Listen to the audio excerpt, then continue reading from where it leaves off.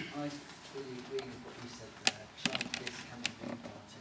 What worries me is if we go out and say that we support free schools, even on an individual one-off basis, that we're actually being complicit in cutting the link between democratically elected local authority and furthering the cutting off between local authority control over education, because there's no accident that they're leaving these places devoid of funding in the hope that free schools will develop and there'll be more and more and more of them, and if they have their way, I don't know how long, on a time scale what is likely to happen, but hopefully it will take a long time basically.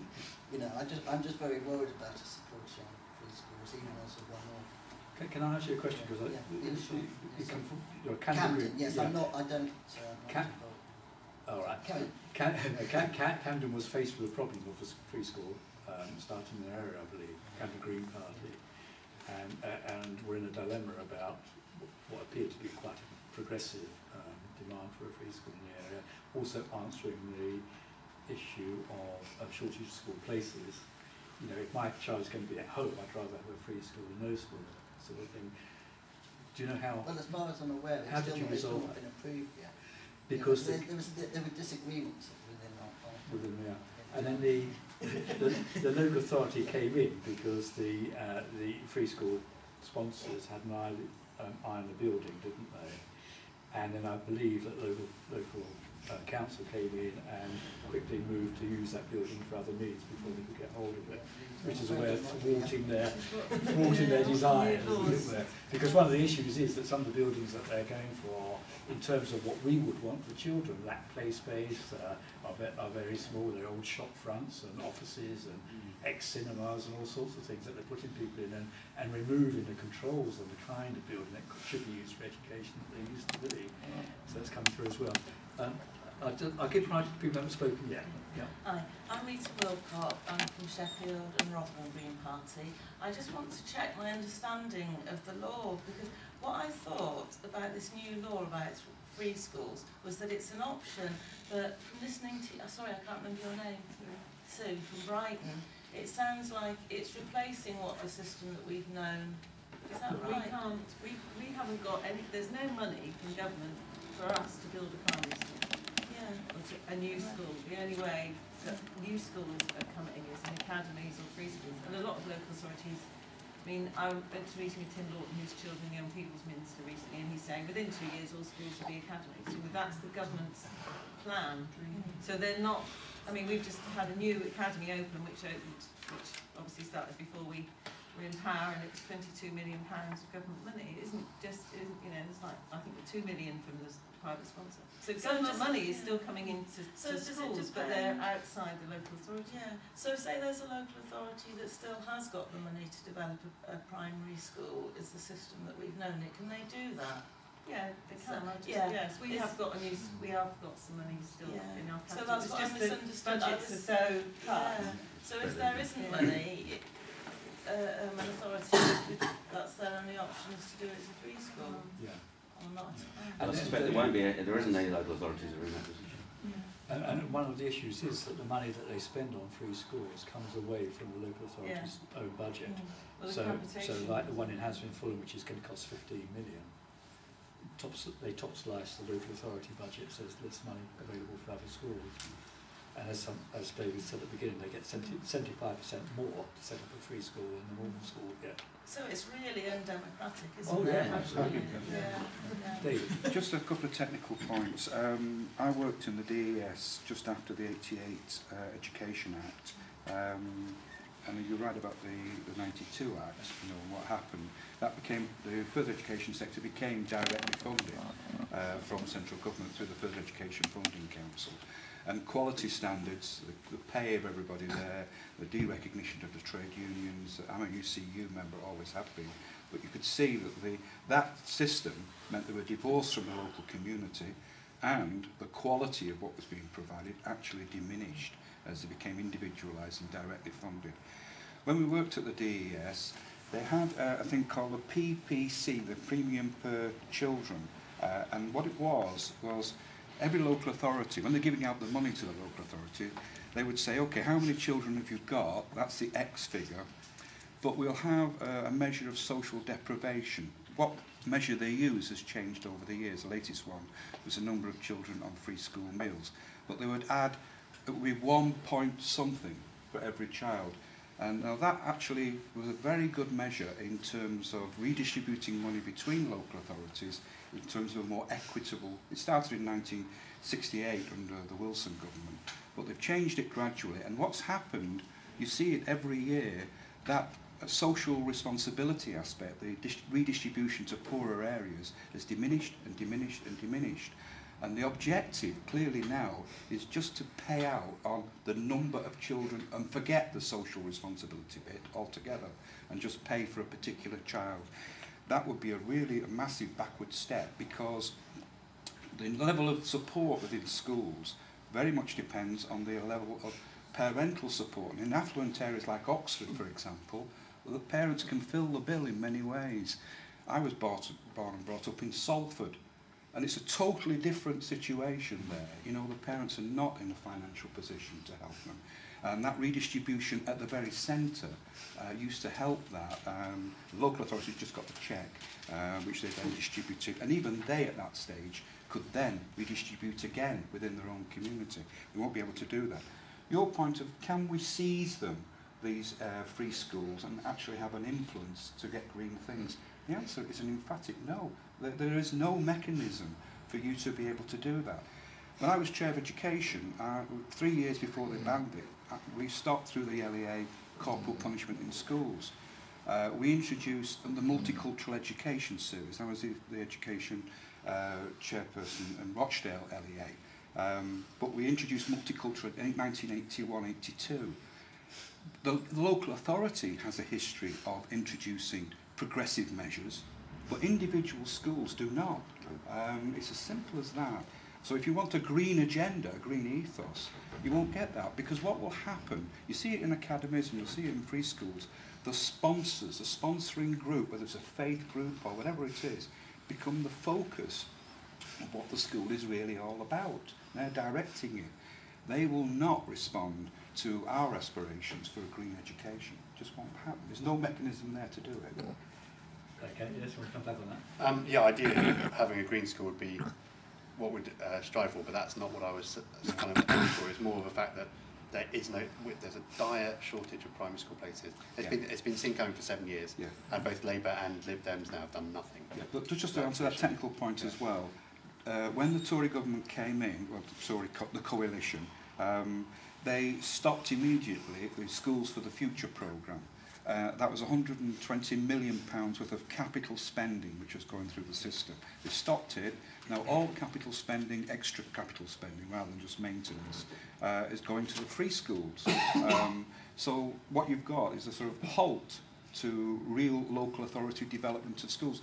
Local authorities can't meet the demand that's around, and it is severe in certain areas. They haven't got any capital figures, you know, because that was given directly by central government originally. By stopping Schools for the Future, £120 million of capital building, it just stops in the water. And the only amounts they've got is really the central core that they're given for the maintenance of their existing schools. That's all that they can work with. And Toby Young's got 15 million of that. Yeah.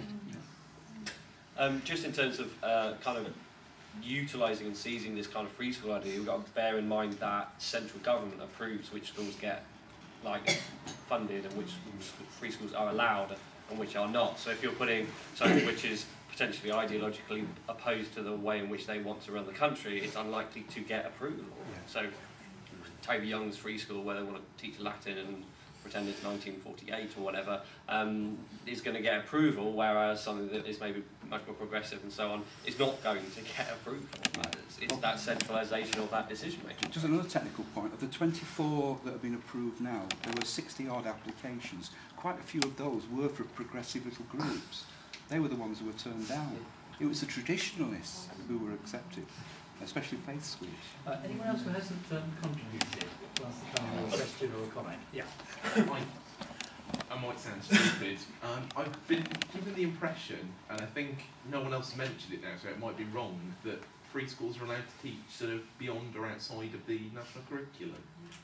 Yeah, and I'm surprised that's something that's not been brought up, because I mean, I'm quite passionate about the miseducation of children. I think that's horrendous. I really feel that schools that are allowed to teach things that are just wrong, not true, you know, I think that, more than anything else, you know, that is wrong. And I would never, ever support anything that allowed that. I mean, my wife gave the example of one of her friends who went to a fairly bizarre private school, and they were taught that the Loch Ness Monster was real. That girl went on to do, yeah, no, but it exists in the world. And that girl went on to try and do an A-level in biology, and in fact was kicked out halfway through the first year for espousing. Well, there's that and there is a goal. I was So. going to say, yes. You know, it's not this one. I think that, like, these things are highly divisive in society. You know, they lead to more differences between people. They lead to people being brought up believing in something to be true because they're taught it at school, where you're supposed to be taught facts, where people with authority tell you that something is true. And, you know, even outside of church, you should, you know, if you want to get religious education, you should get that from a church, you should get that from your synagogue or from your mosque or wherever.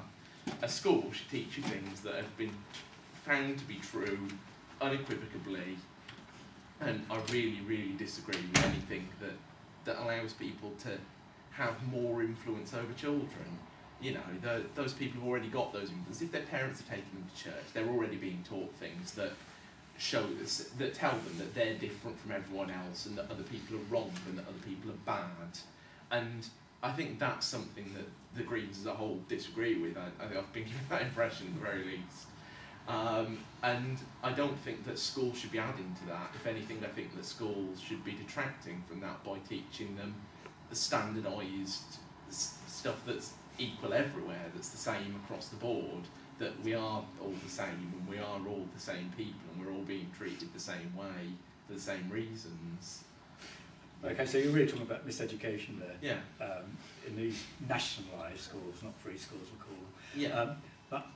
Well, you said at the beginning that the ordinary schools have to teach the national curriculum, that's correct. Yeah. But they can also teach things Yeah. over and beyond the national curriculum, which are a lot, you often get told, no, we can't, but you can.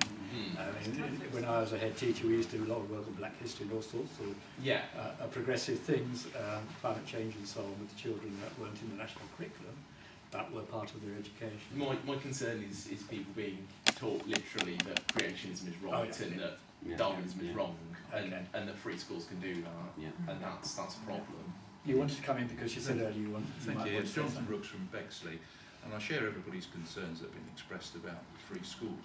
But I do wonder whether it is actually an opportunity for the Green Party, particularly places like Brighton, where you've got this problem of not being able to supply the schools. If you were working with a particular group to provide a free school, which was taking a very green ethos, then we could be demonstrating what our views were on education through a free school. And I wonder sometimes whether we miss opportunities to say, this is what education should be like. We don't like free schools, we don't like academies, but if there are going to be ones, they should be like our ones. I think, sorry, can I just go, because I thought your point over there was really good about that it's not just for parents that now want to set up the school, but actually there's a wider responsibility to communities. And I mean, I think yes, we've been having that discussion with various people, and I think I mean, I don't know if anybody saw Danny Dorling yesterday in the inequality debate thing. I mean, he only had about 15 minutes. It's really worth reading his stuff on social justice, because in terms of education, it is about elitism, it is about class, it is about, you know, poverty, and so actually getting a few people to have a nice green school, although that would be nice for those particular children. Really what I want to make sure is that the inequality that's within the system is, you know, if we, in 4 years, rather than having a couple of nice green schools, I'd rather have, you know, much more equitable education across the city. But so I think that's, but the problem is how you do that, and I think, yes, I'm not sure that you can do that if it's going to be a really, you know, that would be a small, it would be elitist in a sense, wouldn't it? I mean, I can see the point if that was in somewhere where those young people wouldn't normally get that sort of input, but but the sort of people who are going to set that up aren't going to be on our two big estates where we've got 50% of children in poverty. I'm sure You know, you so can that's find some more my there. concern really in terms of what I'd like to change. So I think it might be a bit of a distraction. Okay, But well, I mean, yeah, we haven't got any money either. So. we're running out of time. It's interesting because we've actually come all the way back to the initial question that I asked for the workshop.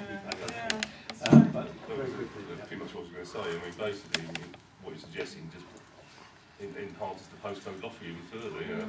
So, you know, I think getting back to the question I posed at the beginning, I want to see the Green Party, you know, vehemently opposed to free schools and having actually nothing to do with them. Because if we start dabbling with them, we're endorsing them. Okay, I'm going to have to finish now because we're 5 minutes late. But thank you very much for a very wide-ranging discussion.